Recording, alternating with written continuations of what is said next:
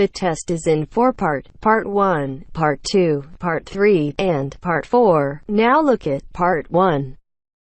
Part 1. You will hear a conversation between a travel agent and a customer. First, you have some time to look at questions 1 to 7. Listen carefully and answer questions 1 to 7. Good morning. Can I help you? Yes, I'd like to get some information about trips to New Zealand. Certainly. Take a seat and I'll be right with you. Thanks.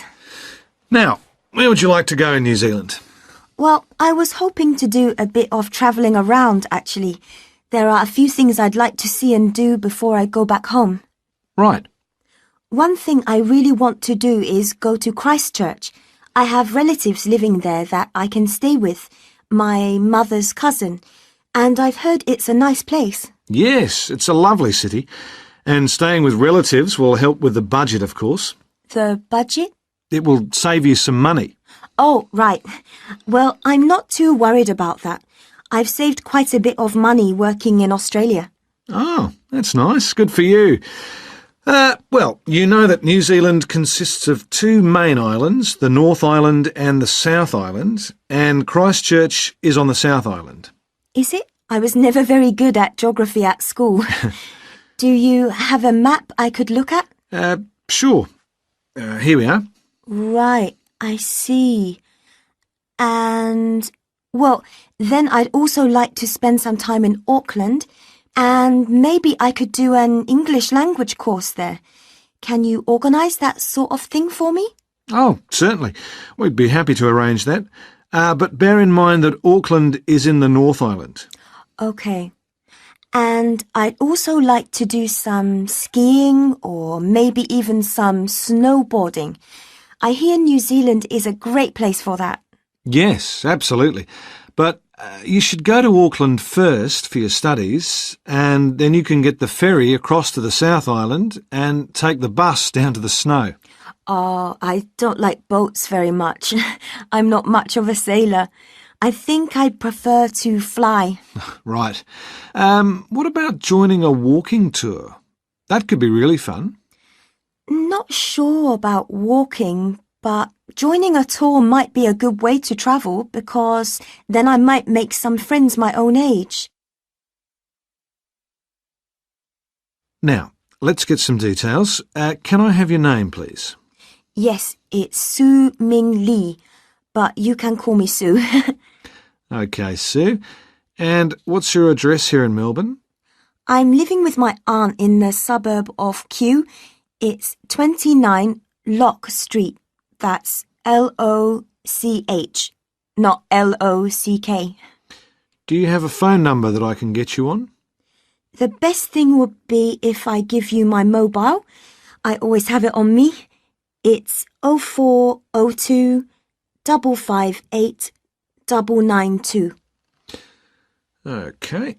And when do you want to travel? Because you'll need to be down south in July or August.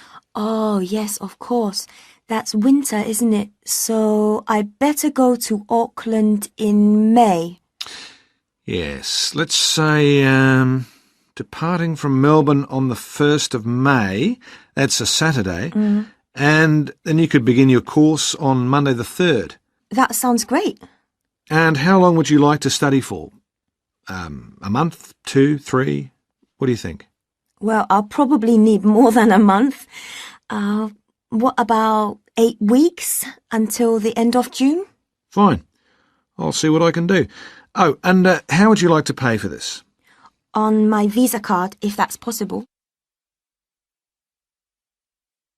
Before you hear the rest of the conversation, you have some time to look at questions 8 to 10.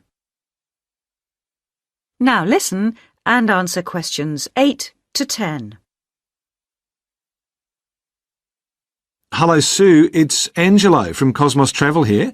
I've booked your flight and I've found you an English college called the Harbour Language Centre. Great. Where exactly is that? Well, have you got that little map I gave you yesterday? Yes? You see where the harbour is with the 3 wharves and the water? Yes, got that. OK, there are two parallel streets. Quay Street, that's Quay, and Customs Street. The building where the college is located is on Quay Street, opposite Prince's Wharf. Right, got it. And what about accommodation? Well, I've booked you into a hotel for the first 3 nights, and then the accommodation officer will find you a family to live with. Good. And where's the hotel? It's a short walk from the college, on the corner of Queen Street and City Road. Which corner exactly? On the left-hand side as we're looking at the map. Okay, near the little park. Yes, that's right. And what about a good bookshop? I'm going to need to buy a dictionary and some English books.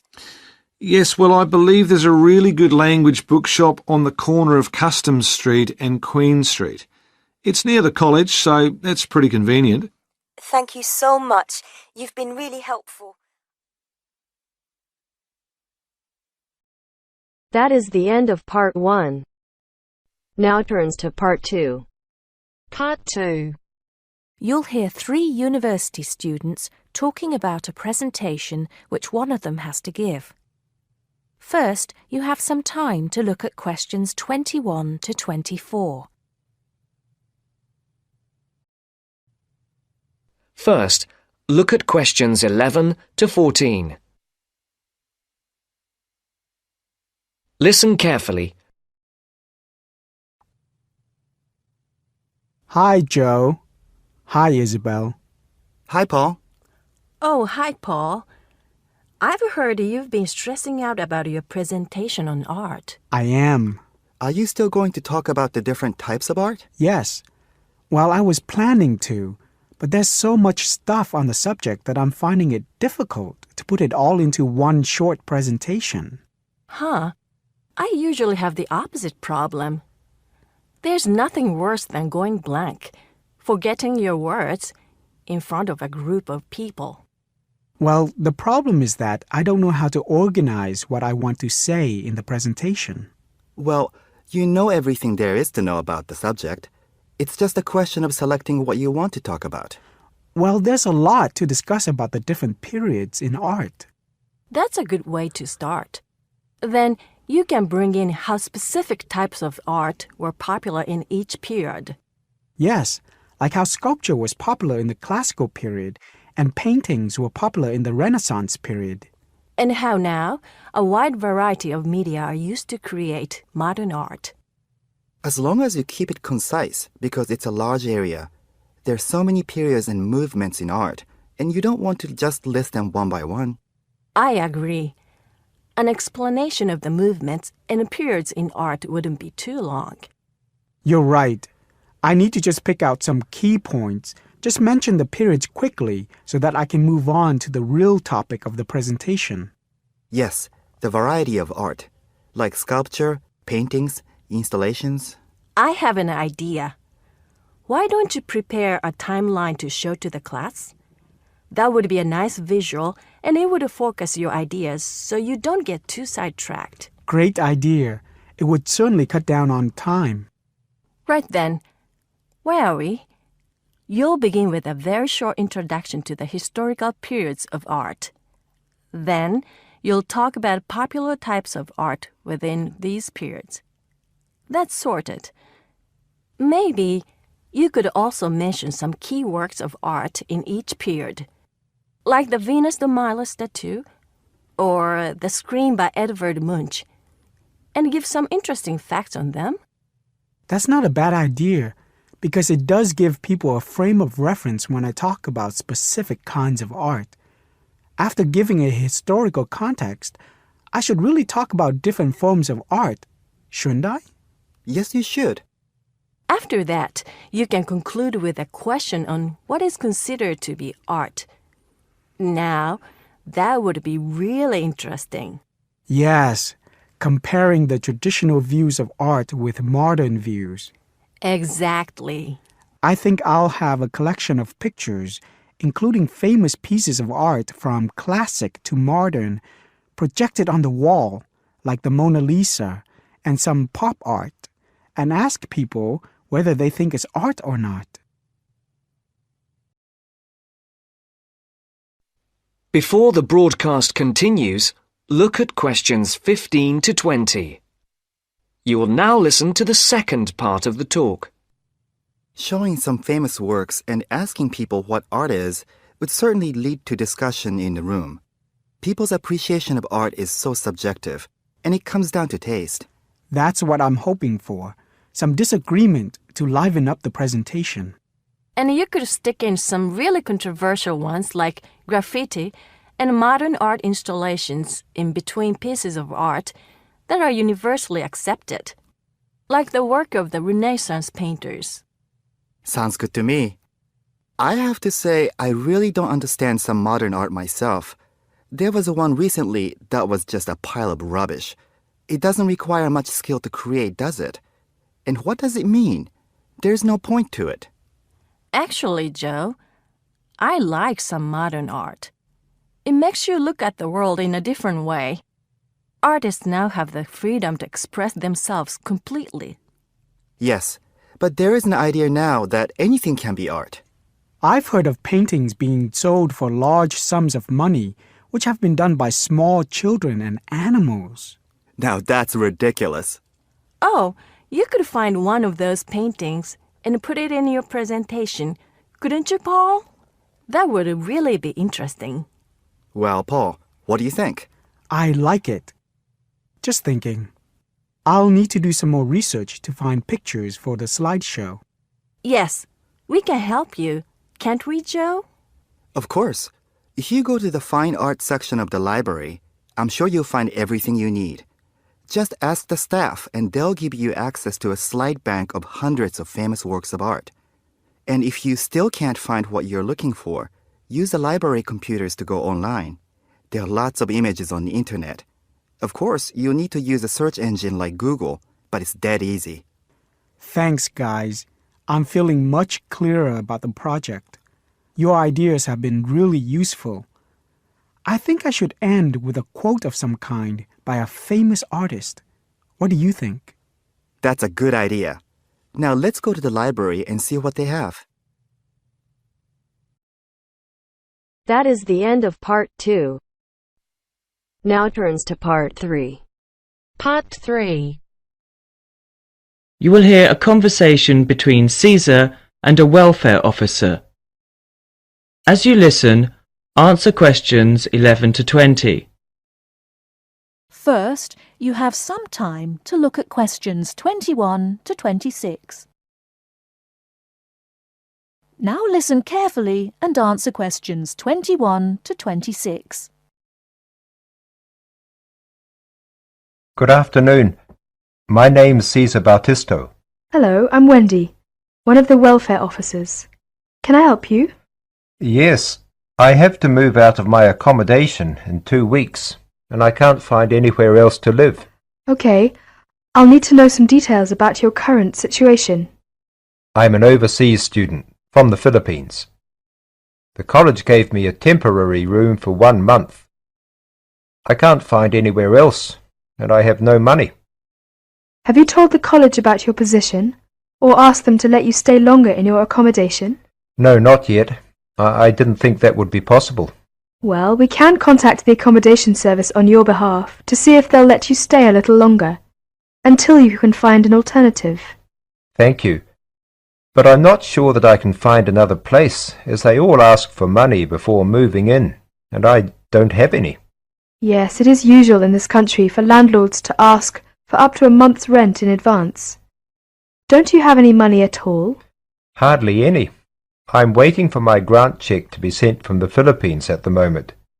It should have been here for me to collect when I arrived in Britain, but it seems to have been lost. You can apply for emergency loan from the union if you want. The loan can be for up to £200, and we ask for a post-dated cheque for the same amount to be given to us, so that we can recover the money once you receive your grant cheque. That would be very good.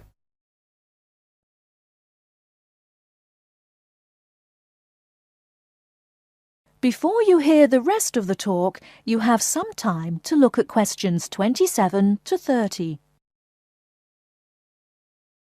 Now listen and answer questions 27 to 30. I'll apply, but I'm still worried about how to find new accommodation. As I said earlier, we can ask the college to extend the time you're allowed to stay in your present accommodation. They may refuse, of course. Then what will happen?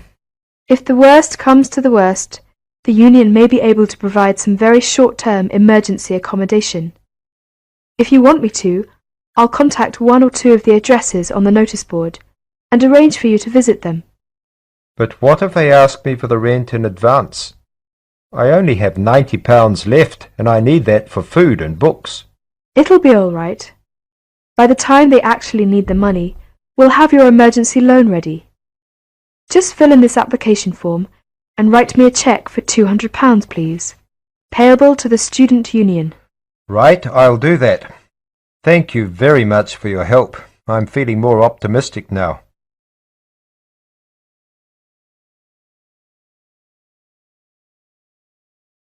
That is the end of Part 3. Now turns to Part 4. Part 4. You are going to hear a lecture about dorm rooms. First, you have some time to look at questions 31 to 40.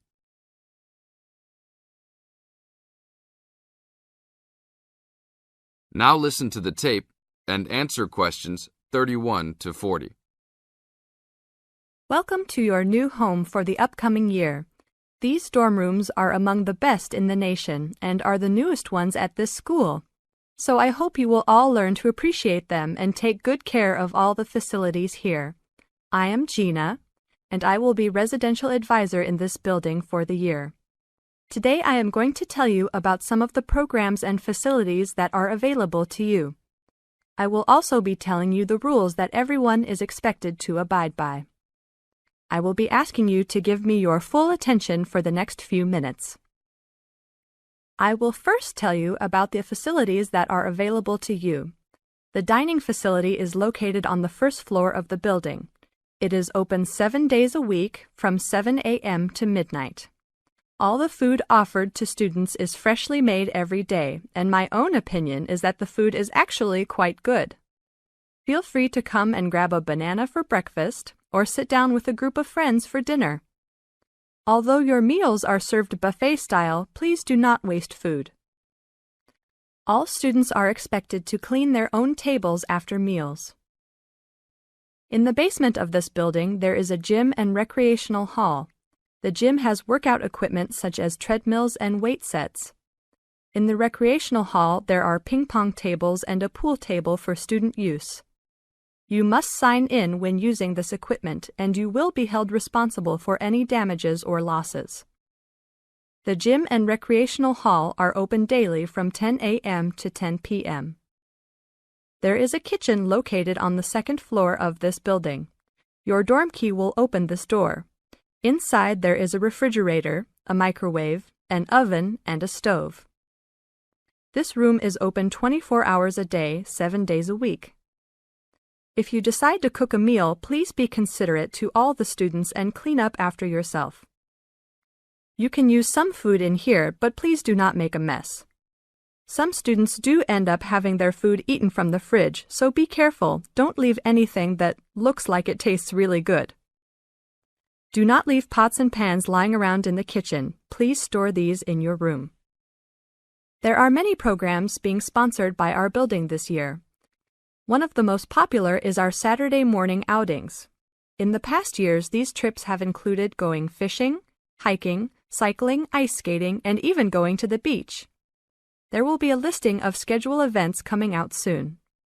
The university sponsors these trips, so transportation will be provided. However, there are usually some costs associated, though they are usually minimal. Our building also has a volleyball team. All students who live in this building are welcome to join. Last year we won first place in the dorm league. Please sign up at the front desk if you are interested as soon as possible, as there are only 20 spaces available based on a first-come, first-served rule. The last things I want to talk about are the rules of our building. I know rules can be boring, but they are necessary to ensure the welfare of everyone living here. First, noise levels must be kept to a minimum after 11 p.m. Many students have early classes, so for those of you that have the luxury of sleeping until 10, please don't stay up late making lots of noise. Secondly, all visitors must sign in at the front door. Even if you have friends that are regular visitors, they must still always sign in. This rule is to prevent theft and robbery from occurring. Thirdly, alcohol and drugs are not permitted in this dorm in any place or at any time. Lastly, just be safe and have a great time. University is the greatest time of your life, so make the most of it. Thank you all for your attention. That is the end of part 4. You now have half a minute to check your answers.